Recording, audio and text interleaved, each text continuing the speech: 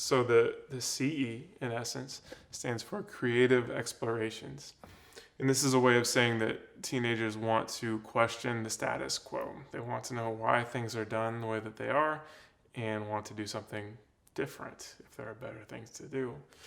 A friend recently reached out to me. This friend knows that I work with teenagers and talk with teenagers, and told me a story about how he is bringing coffee home. He'd go out and get coffee from Starbucks or wherever every day, come bring it home, take off the plastic lid, drink from the coffee straight from the cup. And one day his teenage daughter said to him, why are you doing that?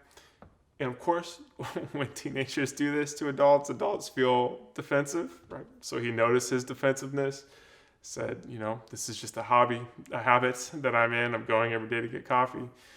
And she said, well, it's wasteful of both plastic and of money because there's no reason that you wouldn't make coffee right here and save the $3 or $4 a day. And you don't even use that plastic lid. And this is a world that I have to grow up in that's heating up. So why don't you change what you're doing? As an adult, it can be very hard to hear that from teenagers. We are often kind of stuck in ways of doing things that are familiar to us. And that won't make sense to teenagers. They will want to do things differently. This is very, very important. As an adult, one of the best gifts that you can give to a teenager is your curiosity. One of the best gifts you can give to a teenager is your curiosity about how they're thinking, what they're feeling, what's happening in their lives.